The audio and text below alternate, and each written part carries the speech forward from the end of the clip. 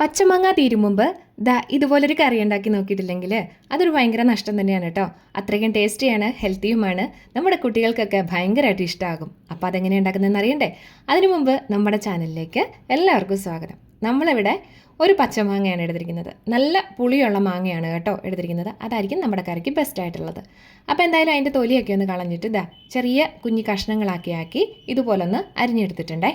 മാങ്ങയിലേക്ക് ഇച്ചിരി കറിവേപ്പില ചേർത്ത് കൊടുക്കുന്നുണ്ട്. കൂടാതെ അതിനാവശ്യത്തിന് മാത്രമുള്ള ഇത്തിരി ഉപ്പും കൂടെ ചേർത്ത് കൊടുക്കുന്നുണ്ട്. കറിക്ക് ആവശ്യത്തിനുള്ളത് പിന്നീട് ചേർത്ത് കൊടുത്താലും മതിയാവും കേട്ടോ. കുറച്ച് വെള്ളം കൂടെ ഒഴിച്ചു കൊടുക്കുന്നുണ്ട്. പച്ചമുളക് നമുക്കിതിലേക്ക് ഈ സമയത്ത് തന്നെ അരിഞ്ഞ് ചേർക്കാവുന്നതാണ്. ഞാനിപ്പോൾ ചേർത്തിട്ടില്ലെന്ന് മാത്രമേ ഉള്ളൂ. അതെല്ലാം ഒന്ന് റെഡിയായി വരുന്ന സമയത്ത് നമുക്ക് കുറച്ച് വെണ്ടയ്ക്ക എടുത്തിട്ടുണ്ട്. കറക്റ്റ് കണക്ക് പറയുകയാണെങ്കിൽ 19 വെണ്ടയ്ക്കയുണ്ട്. ഒത്തിരി മൂക്കാത്തതാണ്, ചെറുതും വലുതുമായിട്ടുള്ളത്. അതും ഈ പറഞ്ഞ പോലെ തന്നെ ചെറിയ കഷ്ണങ്ങളായിട്ടൊന്ന് അരിഞ്ഞെടുത്തിട്ടുണ്ട്. അപ്പോൾ പുഴുവൊക്കെ ഉണ്ടോയെന്ന് നോക്കിയിട്ട് വേണം. പുഴു ഉണ്ടെങ്കിൽ അത് നടുകിനെ കീറിയിട്ടിട്ടാലും കുഴപ്പമൊന്നുമില്ല. നമ്മുടെ അതിനകത്ത് പുഴുവൊന്നും ഇല്ലായിരുന്നു കേട്ടോ. അതുകൊണ്ടാണ് ഞാനിതുപോലെ അരിഞ്ഞെടുത്തിരിക്കുന്നത്.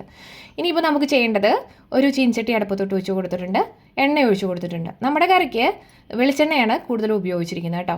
അപ്പോൾ ആ എണ്ണ ഒന്ന് ചൂടായി വന്ന സമയത്ത് അരിഞ്ഞു വെച്ചിരിക്കുന്ന വെണ്ടയ്ക്കയെല്ലാം കൂടെ അതിലേക്കൊന്ന് ചേർത്ത് കൊടുക്കുന്നുണ്ട്. വെണ്ടയ്ക്ക ഇതുപോലെ ഒന്ന് ഫ്രൈ ചെയ്തെടുക്കുകയാണെന്നുണ്ടെങ്കിൽ ഡീപ് ഫ്രൈ ചെയ്യേണ്ട കാര്യമില്ല. സാധാരണ രീതിയിൽ ചെറുതായിട്ടൊന്ന് വഴറ്റിയെടുത്താൽ മാത്രം മതിയാവും.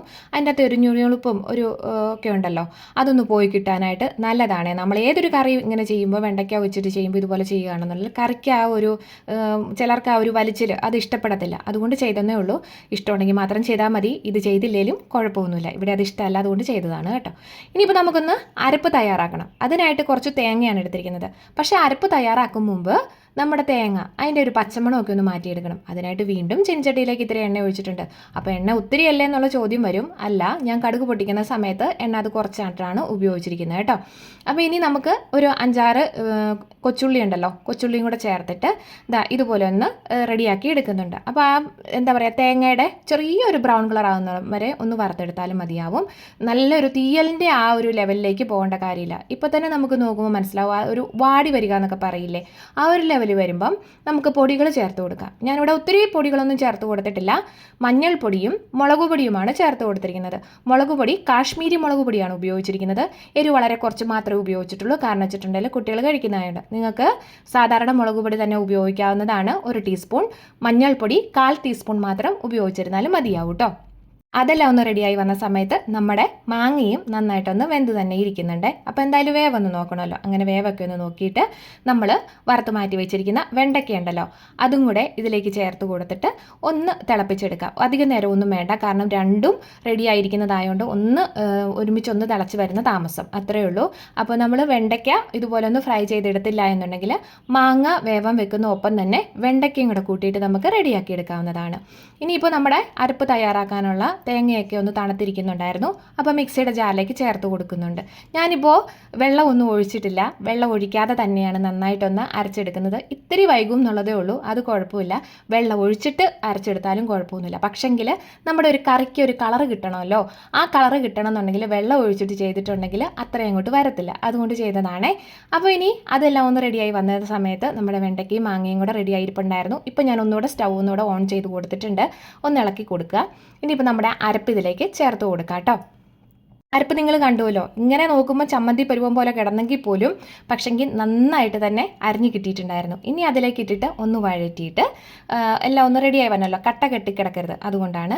പിന്നെ അതിലേക്ക് നമുക്ക് ആവശ്യത്തിനുള്ള വെള്ളം കൂടെ ചേർത്ത് കൊടുക്കാം. അതായത് മിക്സിയുടെ ജാറ് കഴുകിയിട്ടാണ് ഞാൻ ആദ്യം ഇതിലേക്ക് കുറച്ച് വെള്ളം ചേർത്ത് കൊടുത്തിരിക്കുന്നത് കേട്ടോ. അപ്പോൾ ചെറിയ ചൂടുവെള്ളം ഉണ്ടെങ്കിൽ അതായിരിക്കും ഏറ്റവും നല്ലത്. കറിക്കൊക്കെ നമ്മൾ തിളച്ച് കിടക്കുന്ന കറിയിലേക്കൊക്കെ നമ്മൾ ചേർത്ത് കൊടുക്കുമ്പോൾ ചെറിയ ചൂടുവെള്ളം ആണെന്നുണ്ടെങ്കിൽ ടേസ്റ്റ് കൂടും എന്നാണ് പഴയവരൊക്കെ പറയുന്നത്. നമുക്കറിയില്ല, നമ്മളും അത് തന്നെ തുടർന്ന് പോകുന്നു. അങ്ങനെ കുറച്ച് വെള്ളം ഒഴിച്ചു കൊടുത്തിട്ട് ഒന്ന് ഇളക്കി കൊടുക്കുന്നുണ്ട്. അപ്പോൾ ചട്ടി ആയതുകൊണ്ട് തന്നെ എന്തായാലും കുറച്ചുകൂടെ അത് കുറുകി വരും. അതുകൊണ്ട് ഞാനൊരു കുറച്ച് വെള്ളം കൂടെ, അത് തിളച്ച വെള്ളം ഇവിടെ ഇരിക്കുന്നുണ്ടായിരുന്നു, തിളച്ച വെള്ളം കൂടെ കുറച്ചുകൂടെ ചേർത്ത് കൊടുക്കുന്നുണ്ട്. അപ്പോൾ നന്നായിട്ടൊന്ന് ഇളക്കിയും കൂടെ കൊടുക്കുക. പിന്നെ ഉപ്പ് നോക്കണം. കാരണം വെച്ചിട്ടുണ്ടെങ്കിൽ ഉപ്പ് നമ്മൾ മാങ്ങയ്ക്ക് മാത്രം ഒരു സ്വല്പം ഉപ്പേ ചേർത്ത് കൊടുത്തിട്ടുണ്ടായിരുന്നുള്ളൂ. അപ്പോൾ കറിക്ക് ആവശ്യത്തിനുള്ള ഉപ്പും കൂടെ ചേർത്ത് കൊടുക്കണം. ശരിക്കും പറഞ്ഞാൽ നമ്മൾ വെണ്ടയ്ക്ക പുളിങ്കറി ഉണ്ടാക്കത്തില്ലേ, ആ ഒരു രീതിയിലാണ് നമ്മളിത് ചെയ്തെടുത്തിരിക്കുന്നത്. മല്ലിപ്പൊടി ഒന്നും ചേർത്ത് കൊടുത്തിട്ടൊന്നുമില്ല കേട്ടോ. മുളക് പൊടി മഞ്ഞൾപ്പൊടി മാത്രമാണ്. അപ്പോൾ ഒരുപാട് കുറുകിയിരിക്കേണ്ട, അല്ലാതെ ഇത്തിരി ലൂസായിട്ട് കിടക്കുന്നതായിരിക്കും ഒഴിച്ചു കൂട്ടാനായിട്ട് നമുക്ക് ഒരു ടേസ്റ്റ് ഉണ്ടാവുക. അങ്ങനെ തന്നെയല്ല കാണുമ്പോഴും ഒരു ഭംഗി ഉണ്ടാവുക. അപ്പോൾ എന്തായാലും മീഡിയം ഫ്ലെയിമിലിട്ടിട്ടാണ് നമ്മളിത് ചെയ്തെടുത്തിരിക്കുന്നത്. അത്യാവശ്യമൊക്കെ ഒന്ന് നന്നായിട്ട് തിളച്ച് വന്നിട്ടുണ്ട്. അപ്പോൾ തുടർച്ചയായിട്ടൊന്നും ഇളക്കി കൊടുത്തുകൊണ്ടിരിക്കേണ്ട കാര്യമില്ല. പിന്നെ നമ്മുടെ ചാനലോ നമ്മുടെ വീഡിയോസോ ആദ്യമായിട്ട് കാണുന്നവരാണെന്നുണ്ടെങ്കിൽ ഒന്ന് ലൈക്കും ഷെയറും സബ്സ്ക്രൈബും അതുപോലെ കമൻറ്റ് ബോക്സിൻ്റെ അടുത്ത് ഹൈപ്പുണ്ട് കമൻറ്റും ചെയ്യാനായിട്ട് മറക്കരുത് കേട്ടോ. അപ്പോൾ കറിയൊക്കെ നന്നായിട്ടൊന്ന് തിളച്ച് വന്നിട്ടുണ്ട്. തിളച്ച് വന്ന സമയത്ത് നമുക്കൊരു ഇത്തിരി ഉലുവാപ്പൊടി മാത്രമായിട്ട് ചേർത്ത് കൊടുക്കുക കേട്ടോ. ഉലുവാപ്പൊടി ചേർത്ത് കൊടുത്തതിന് ശേഷം ഒന്ന് ഇളക്കി കൊടുക്കുക. ഒരു 1-2 മിനിറ്റ് ഒന്നുകൂടെ ഒന്ന് തിളപ്പിച്ചെടുക്കുക. ഉലുവയുടെ ആ പൊടിയെല്ലാം സത്തെല്ലാം കൂടെ അതിൻ്റെ അകത്തുനിന്ന് ഇറങ്ങണമല്ലോ, അതുകൊണ്ട് മാത്രം കേട്ടോ. അങ്ങനെ നമ്മളൊന്ന് റെഡിയാക്കി എടുത്തിട്ടുണ്ട്. നമ്മുടെ കറിയും റെഡി ഒന്നും വാങ്ങി വെച്ചിട്ടുണ്ട്.